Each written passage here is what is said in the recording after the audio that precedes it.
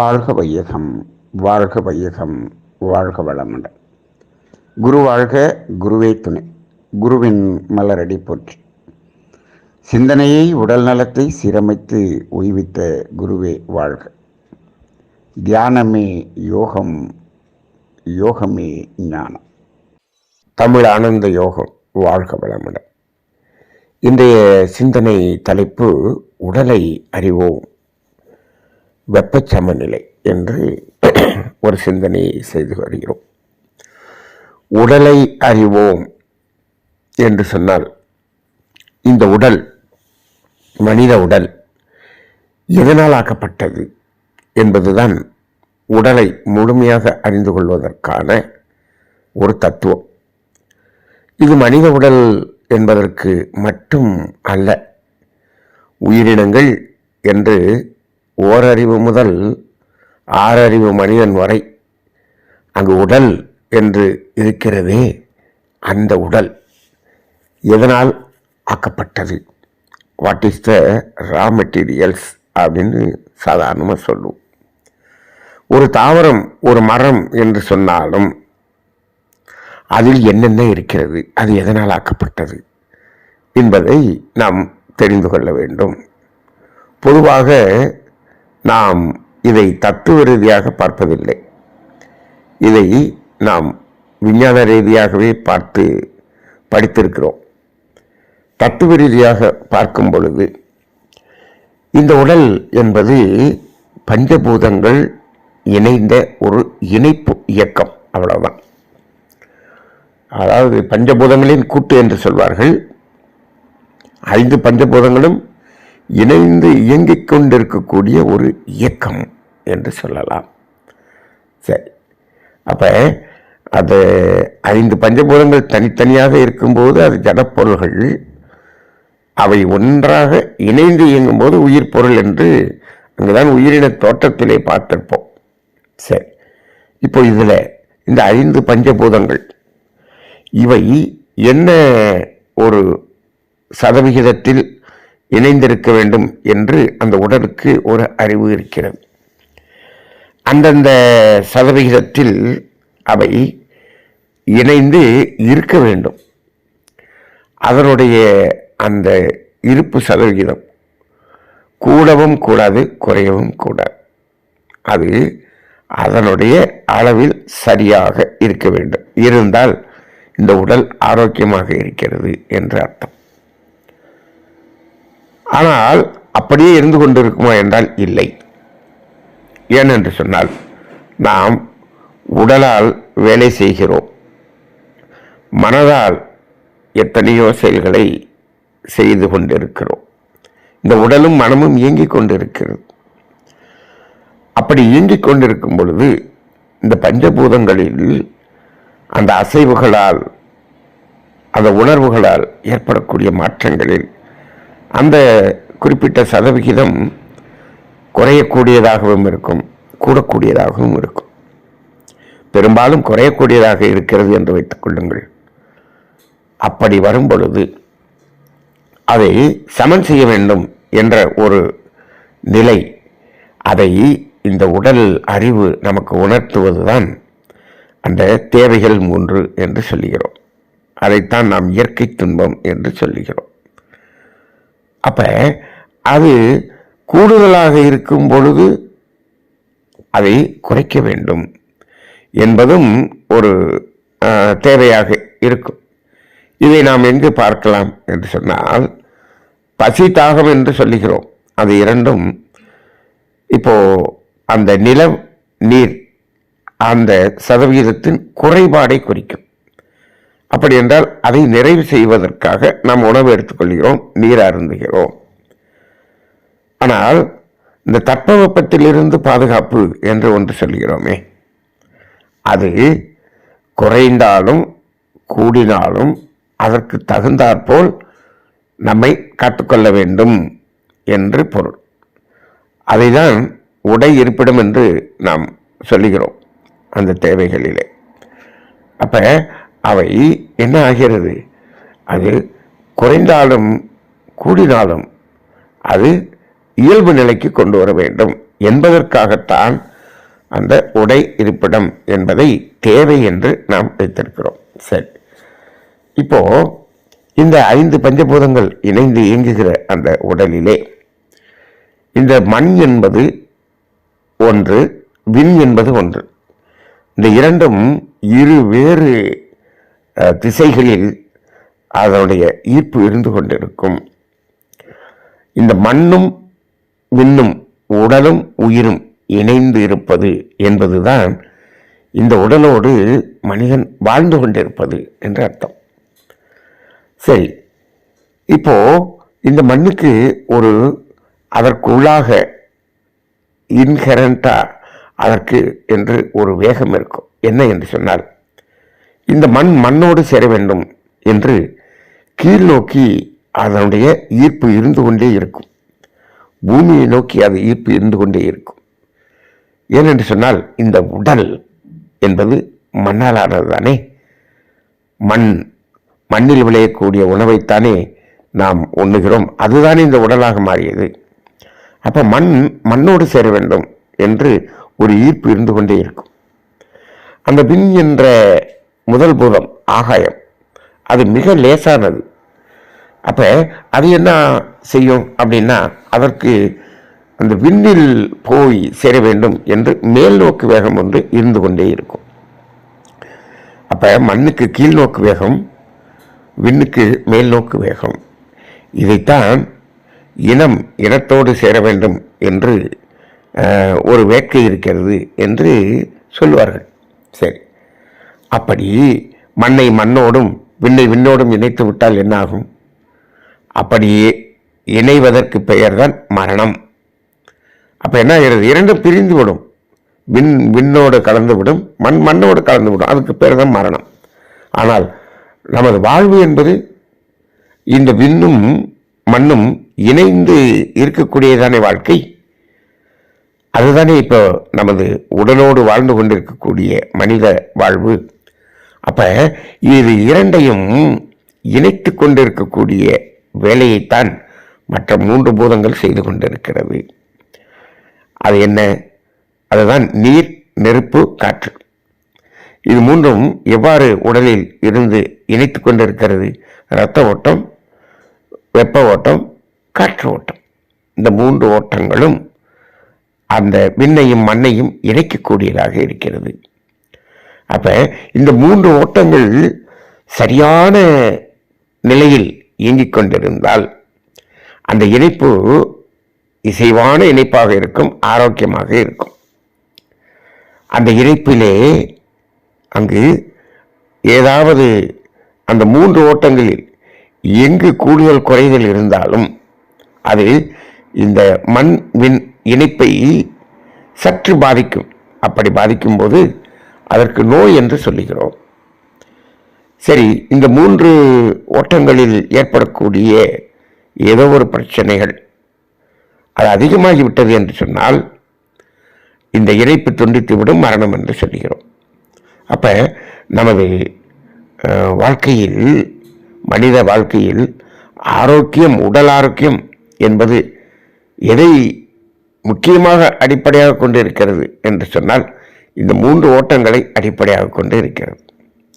இந்த 3 ஓட்டங்களும் எப்படி இயங்க வேண்டும்? இயல்பாக இயங்க வேண்டும். இயல்பாக என்று சொன்னால் அது அந்த உடலின் அறிவு, அதனுடைய இயக்க ஒழுங்கு எப்படி அமைந்திருக்கிறதோ அதன் அடிப்படையில் இயங்க வேண்டும். அது கூடினாலும் தவறு, குறைந்தாலும் தவறு. அதைத்தான் வள்ளுவர் சொல்வார், மிகினும் குறையினும் நோய் செய்யும், வழி முதலாய் வந்த 3 என்று சொல்வார். அப்ப இந்த 3ம் கூடினாலும் குறைந்தாலும் அது நோயாக மாறிவிடும் என்று சொல்வார். அப்ப இந்த 3 ஓட்டங்களை அடிப்படையாக வைத்துத்தான் நமது சித்தர் பெருமக்கள் உடலின் ஆரோக்கியத்தை அவர்கள் கண்டு உணர்ந்தார்கள். இதை நாடி பரிசோதனை என்று சொல்வார்கள். 3 நாடிகள் சொல்வார்கள். வாதம், பித்தம், சிலைத்துமம் என்று 3 நாடிகள் சொல்வார்கள். வாதம் என்றால் காற்று, பித்தம் என்றால் வெப்பம், சிலைத்துமம் என்றால் நீர். ஆக இந்த 3 ஓட்டங்களையும் பார்ப்பார்கள். அப்ப இந்த இரத்த ஓட்டம் இந்த இரத்த ஓட்டம் அதை உடல் முழுவதும் ஓடிக்கொண்டிருக்கிறது என்று சொல்கிறோம். அதனுடைய இயக்கத்தை சரியான இயக்கமாக இயக்கிக் கொண்டிருப்பது அந்த இருதயம். அப்போ அதனுடைய அந்த வேகம் இயல்பான வேகம் என்று ஒன்று இருக்கிறது. அப்படி இயங்கும்போது தான் நாம் என்ன சொல்கிறோம், பிளட் ப்ரெஷர் 120/80 என்று சொல்லுகிறோம். இந்த 120/80 என்ற ஒரு அந்த அளவு இந்த உடலின் அறிவு, இது நமது மருத்துவர்களால் நிர்ணயம் செய்யப்பட்டது அல்ல, இந்த உடல் நிர்ணயம் செய்தது. அப்போ அது சமயத்தில் சில சமயங்களில் கூடும். எப்பொழுது என்று சொன்னால், உடலில் எங்காவது ஒரு தேவை அதிகமாக இருக்கிறது என்று சொன்னால் அப்பொழுது இந்த இரத்த ஓட்டத்தின் வேகம் அதிகரிக்கும். தேவை என்று சொன்னால் ஏதோ ஒரு இடத்தில் ஒரு இடர்பாடு, ஏதோ ஒரு இடத்தில் அடிபட்டிருக்கிறது, ஏதோ ஒரு உறுப்பில் பிரச்சனை இருக்கிறது என்று சொன்னால் அந்த பிரச்சனையை சரி செய்ய வேண்டும் என்று சொன்னால் அங்கு என்ன வேண்டும் என்று சொன்னால் அங்கு அதிகப்படியான ஆக்சிஜன் வேண்டும், காற்று அதிகமாக வேண்டும். அப்போ அதே போல அந்த இடத்துக்கு தேவையான, அதை சரி செய்வதற்கு தேவையான மினரல்ஸ், விட்டமின்ஸ், எல்லா தாதுக்களையும் அங்கு கொண்டு சேர்க்க வேண்டும். இந்த வேலையை இந்த இரத்த ஓட்டம் தான் செய்கிறது. தமனிகளின் மூலமாக இதை கொண்டு ஒவ்வொரு செல்களிலும் சேர்க்கக்கூடிய வேலை அதுதான் செய்கிறது. அப்போ என்ன செய்ய வேண்டும், அது வேகமாக இயங்கும். அது எது வரை வேகமாக இயங்கும், அதை சரி செய்யும் வரை வேகமாக இயங்கும். ஆனால் அது சரியான பிறகு அது அந்த இயல்பு நிலைக்கு திரும்பிவிடும். அப்போ இந்த ஒவ்வொரு ஓட்டங்களும், இப்போ இரத்த ஓட்டம் வேகமாக ஓடுகிறது என்று சொன்னால் அப்போ அதிகமான காற்று அங்கே தேவைப்படுகிறது என்று அந்த ஆக்சிஜனை எடுத்து செல்வது அந்த இரத்த ஓட்டம் தானே. அப்பொழுது இந்த காற்று ஓட்டம் எப்படி இருக்கும், அந்த மூச்சு அதிகமாக நாம் வேகமாக மூச்சு இழுத்து விடக்கூடிய வேலையை செய்ய வேண்டியிருக்கும். அப்போ இப்படியெல்லாம் உடலின் இயக்கம் அதனுடைய அறிவின் அடிப்படையிலே தானாக அதை சரி செய்து கொள்வதற்காக இயங்கிக் கொண்டிருக்கிறது என்பதையும் அறிந்து கொள்வோம். உடலை அறிந்து கொள்வோம் என்று சொன்னால் இந்த தத்துவ ரீதியாக உடலை அறிந்து கொள்ள வேண்டும். இதில் அதிகப்படியான நீர் இருக்கிறது என்று சொன்னால் அதை வெளியேற்றுவது என்பது பொதுவாக சிறுநீர் என்று சொல்லுகிறோம். ஆனால் அது அங்கு முறையாக வெளியேற்றப்படவில்லை என்று வைத்துக் கொள்ளுங்கள். அப்போ என்ன ஆகும் அப்படின்னு சொன்னோம்னா, வியர்வையாக மாறும், சளியாக மாறும், ஏதாவது ஒரு ரூபமாக இந்த உடலில் இருந்து அதை வெளியேற்றுவது என்பது நடக்கிறது. இதையெல்லாம் அந்த உடலின் அறிவு என்பது அதை ஒவ்வொன்றையும் பராமரித்து ஒவ்வொன்றுக்குமான அந்த இயக்கம் என்னென்ன அதற்குரிய வேலைகள் என்பதை இந்த உடலின் அறிவு நிர்ணயம் செய்திருக்கிறது. அப்போ எப்படிப்பட்ட இந்த உடல் உறுப்புகளின் அமைப்பை இந்த அறிவாகிய தெய்வம் உருவாக்கி இருக்கிறது என்பதை நாம் வியந்து பார்க்க வேண்டியதாக இருக்கிறது. இந்த நீர் வெளியேற்றம் என்பதை நாம் பொதுவாக கழிவு வெளியேற்றம் என்று அதை எடுத்துக்கொள்கிறோம் பொதுவாக. ஆனால் இந்த வெப்பம் சமநிலை என்பது, வெப்பம் அதிகமாகிறது என்று வைத்துக் கொள்ளுங்கள். இப்போ அது நமக்கு காய்ச்சல் என்று சொல்லுகிறோம். இது எதனால் வருகிறது என்று சொன்னால், அதுவும் உடலில் ஏதாவது உறுப்புகளின் இயக்கத்தில் உறுப்புகளில் ஒரு பாதிப்பு ஏற்படுகிறது, ஒரு கழிவுகளின் தேக்கம் இருக்கிறது என்று சொன்னால் அந்த தேங்கி இருக்கக்கூடிய கழிவுகளை வெப்பமாக அதை மாற்றி அதை எரித்து அதை என்ன ஆகிறது, அதை வெளியேற்றுவதற்காக அந்த வெப்ப சக்தி கூடுகிறது. அப்போதான் காய்ச்சல் என்று சொல்கிறோம், ஃபீவர் என்று சொல்கிறோம்.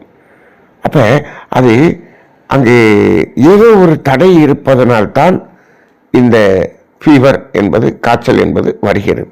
ஆனால் அது என்ன ஆகக்கூடாது, அது அளவு மீறி விடவும் கூடாது. அப்போ அந்த மீறி விட்டால் அது ஆபத்தாக மாறிவிடும். அப்போ அது ஒரு அளவில் இருக்க வேண்டும்.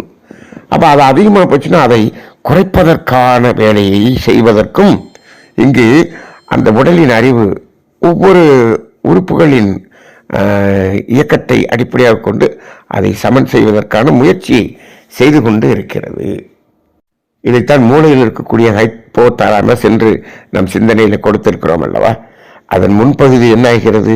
வெப்பம் அதிகமாகும் போது அதை குறைப்பதற்கான வேலையை செய்கிறது. வெப்பம் குறைந்தால் வெப்பத்தை கூட்டுவதற்கான வேலையை ஹைப்போதாலமஸினுடைய பின்பகுதி செய்கிறது என்று அந்த சிந்தனையிலே குறிப்பிட்டிருக்கிறோம். அப்போ இந்த அடிப்படையிலே நாம் இப்போ வெப்பம் அதிகமாகிறது என்று வைத்துக் கொள்ளுங்கள். அப்போ நம்ம என்ன புரிந்து கொள்ள வேண்டும் என்று சொன்னால், உடலில் ஏதோ ஒரு தேக்கம் இருக்கிறது, ஏதோ ஒரு இடத்தில் பழுது இருக்கிறது, அதை சரி செய்து கொண்டு இருக்கிறது உடல். நாம் நமது இது எல்லாமே எதனால் ஏற்படுகிறது என்று சொன்னால், நமது முறையற்ற உணவு நீர் ரெண்டுமே சொல்லலாம்.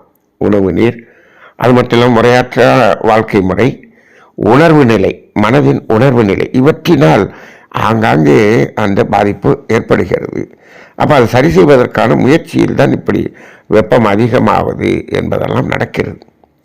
அப்போ இப்போ இந்த வெப்பத்தின் சமநிலை அது தானாக அது சரி செய்வதற்கு முயற்சி செய்யும். இருந்தாலும் நாம் என்ன செய்கிறோம்? மருத்துவம் என்ற அடிப்படையில் என்ன பண்ணுகிறோம்?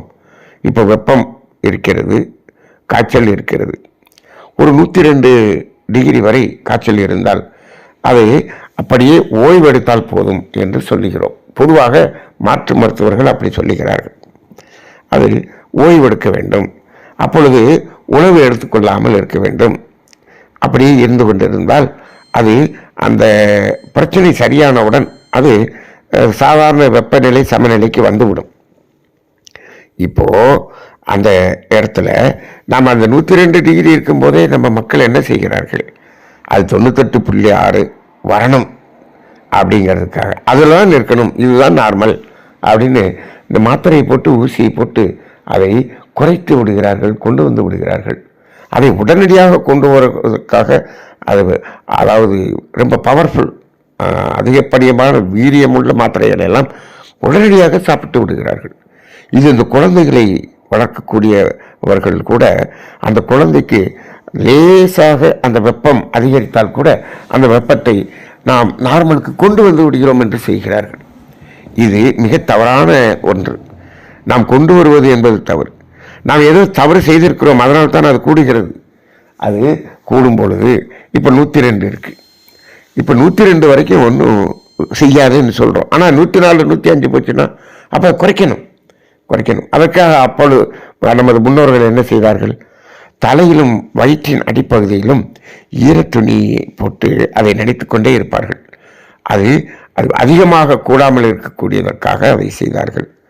அந்த சமயத்தில் உணவு எடுத்துக்கொள்ளக்கூடாது. இப்போ இதை நம் மாத்திரை போட்டு அதை குறைப்பது என்பது மிகவும் மோசமான ஒரு செயலாக இருக்கிறது.